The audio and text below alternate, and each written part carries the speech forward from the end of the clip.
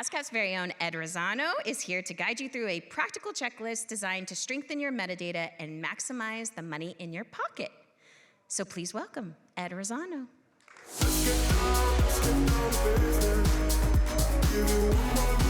Hello. How is everybody? So, as they said, I'm Ed Razzano, and I'm going to help you get down to some business here. Our great leader and legendary songwriter, Paul Williams, constantly refers to as songwriters and composers as small businesses. Beth even made reference to it today if you were there for the meeting. So this is why I walked out to the song, Let's Get Down to Business. Business means transactions, and transactions means data. So let's start talking about some data. So what is musical metadata?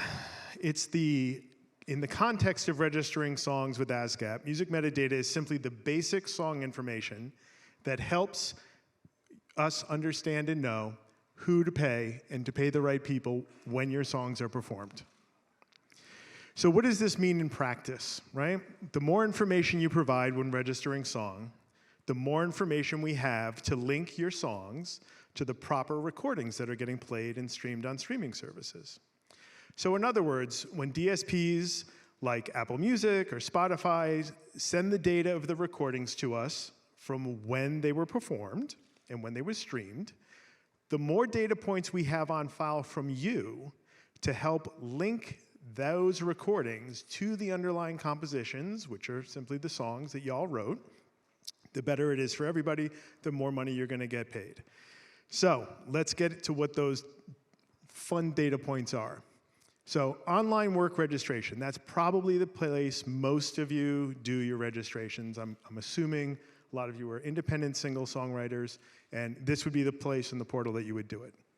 So once you're there, on this screen, you're presented with, obviously you need to give us the work title, so that's something people usually can handle pretty much with no difficulty. And the next things that we get into are the more interesting parts that kind of complicate people. All those little boxes you see there that sometimes people go, okay, I don't know what the hell to do with these boxes. So let's get into those. So we get to composer-authors, right? Well, what is a composer-author? Well, that's you. It's the creators, all right? These are some fancy terms, if you will, for what a songwriter, singer-songwriters are. So a composer, they are the people that write music, right? Author is the person that writes the lyrics, and a good majority of people in the room here, I'm guessing, are both. They're a person that writes music as well as lyric.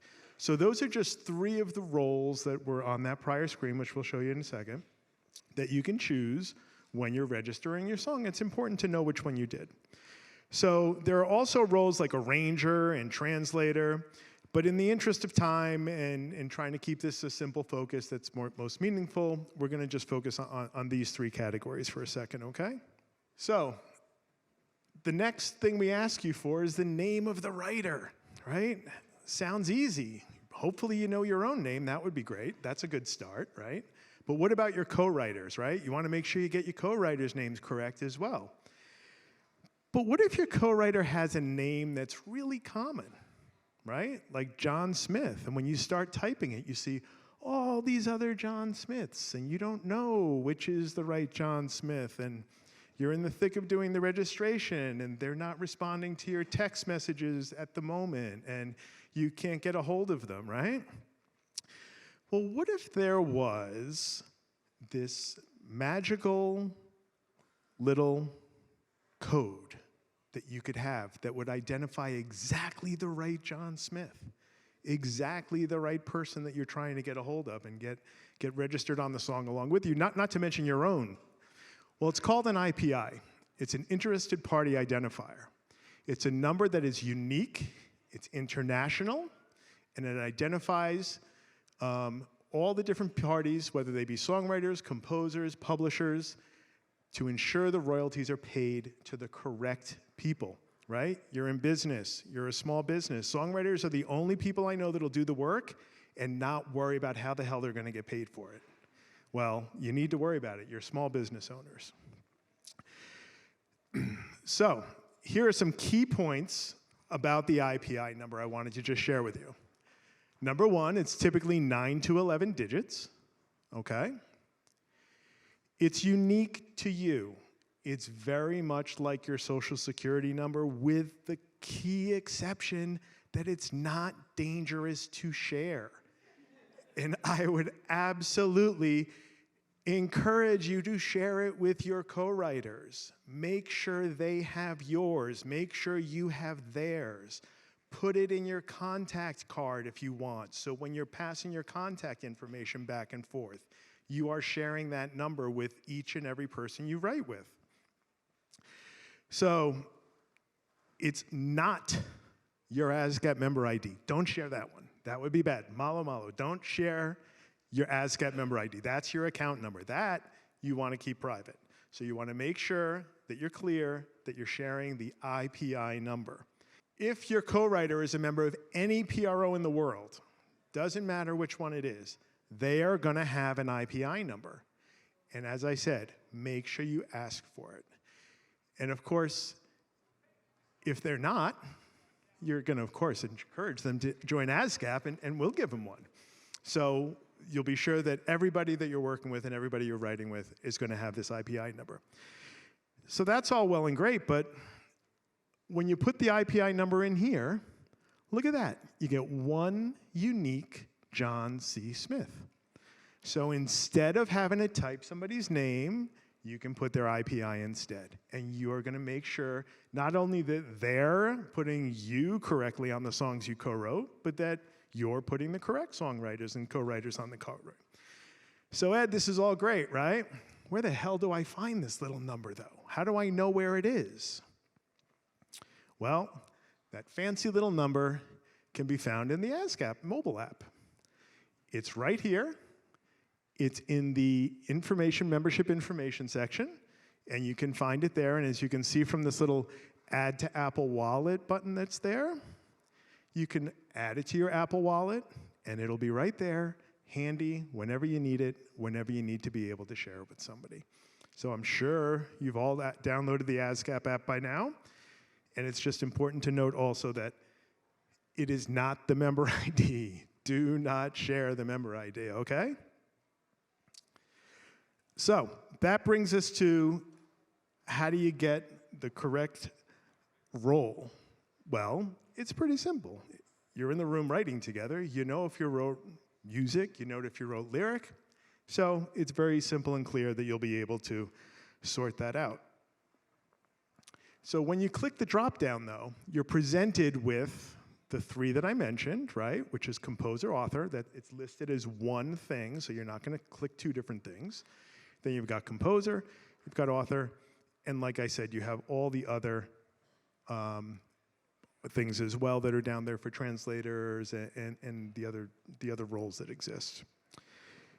So that now brings us to administrators and publishers, okay? How many people in the room are publisher members of ASCAP?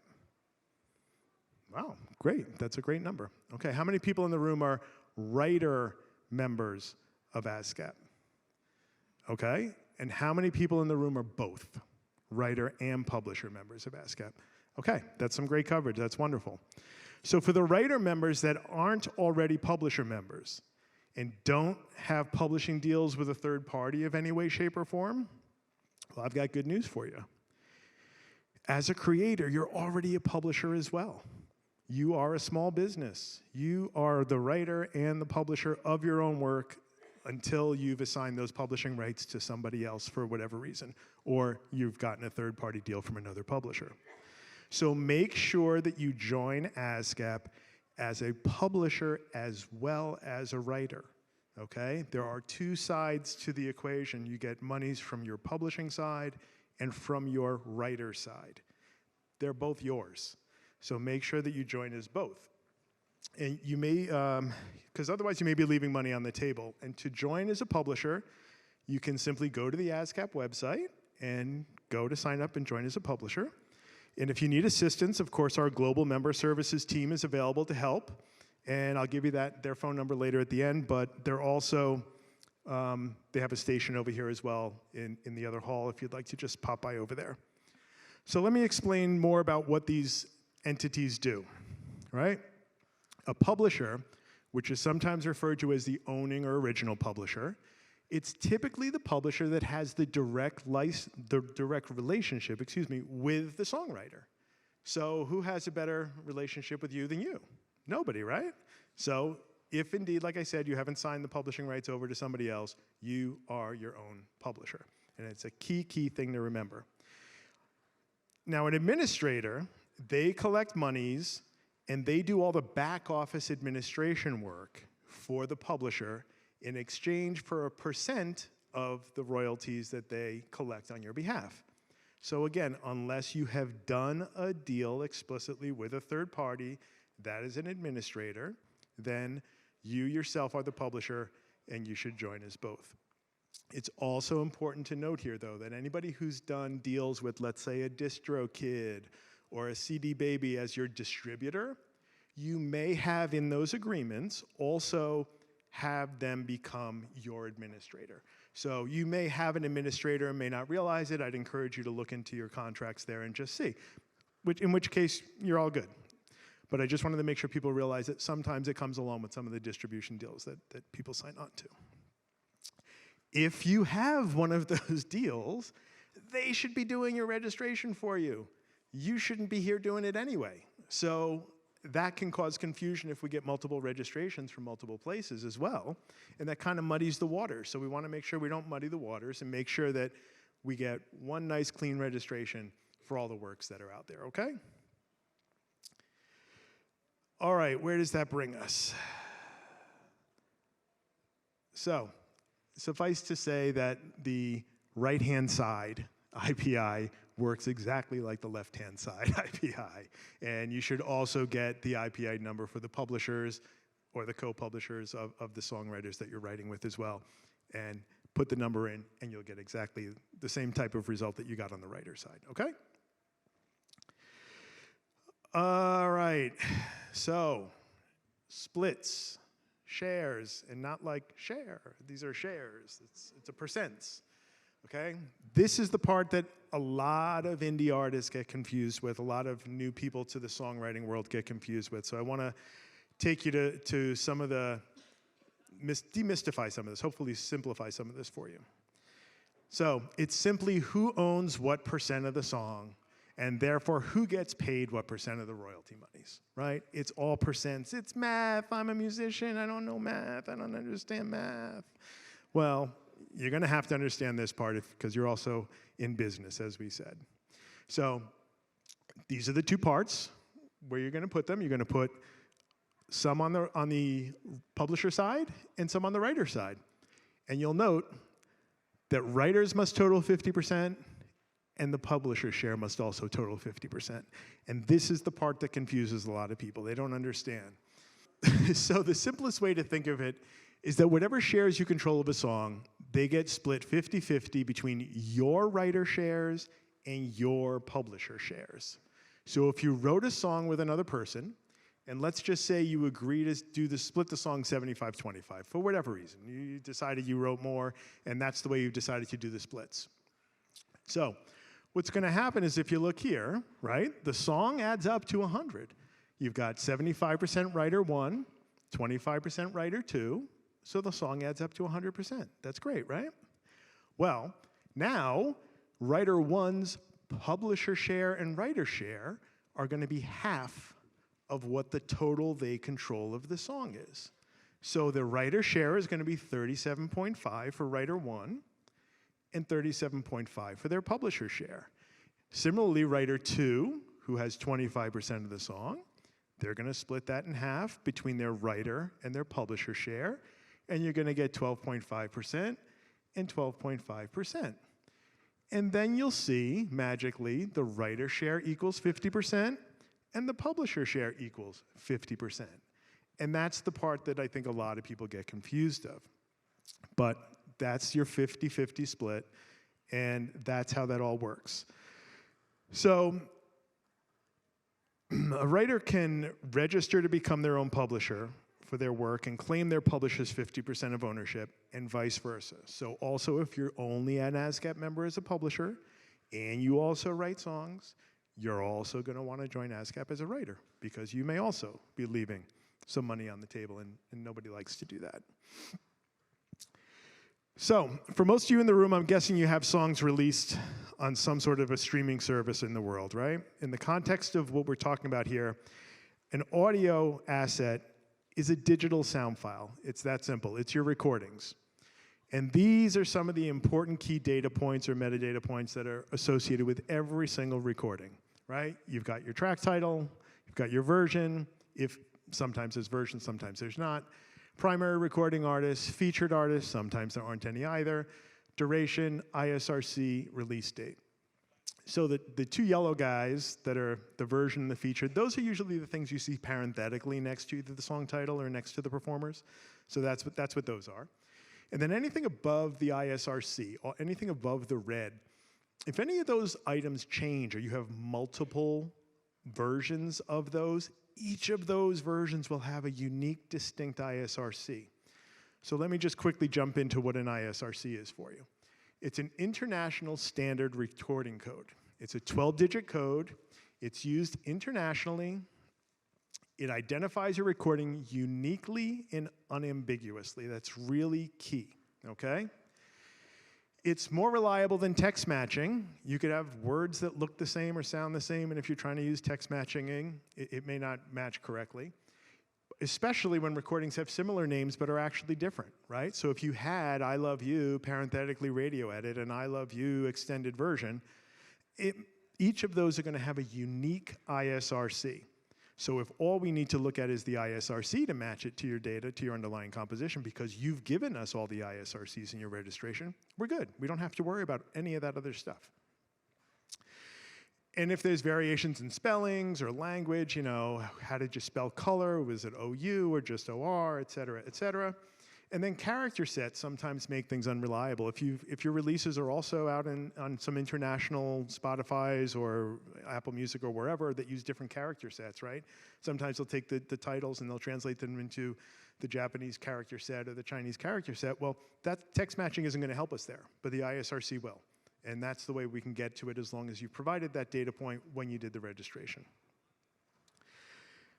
All right, this is where you would enter that lovely information into the recording, into the audio assets. It says, has your work been recorded, right? So you're going to put the recording artist, and you can just follow the key here, the primary recording artist, if there is a featured artist, et cetera, et cetera. But this is very simple. And again, as I said, if there is multiple recordings of the same, you're going to hit this lovely little additional recording button, and you're going to put in the proper information and then the additional ISRCs. So each one of these will get its own unique ISRC with the data points that happen to be different in them, okay?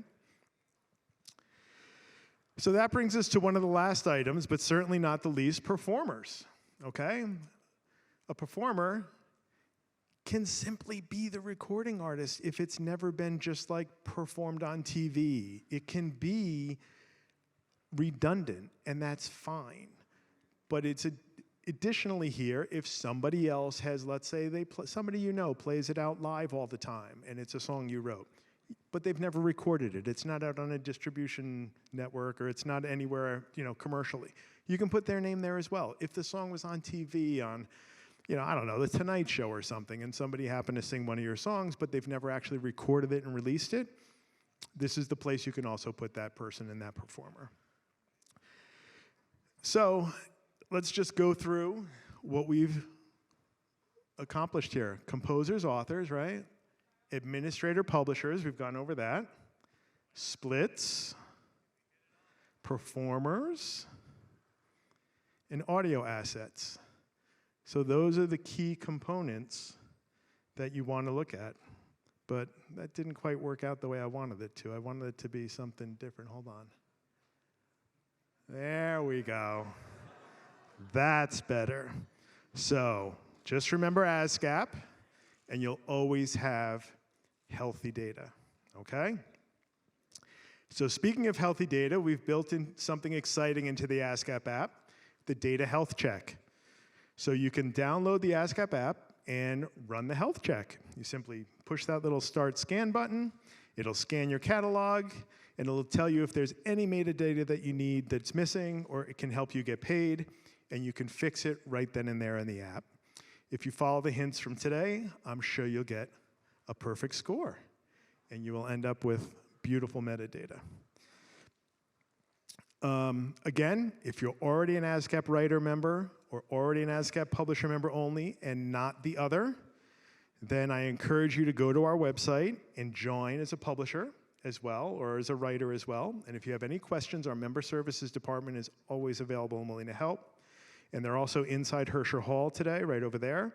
And you can talk about any of this with all of them and someone from ASCAP to help learn more about the mobile app as well. There's somebody over there to help show you through that if you haven't already been there. Take a picture right now, everybody. Take a picture. This is your cheat sheet when you're doing your song registrations. This is what you put next to you to make sure that you have everything you need to take care of your business. Hit it.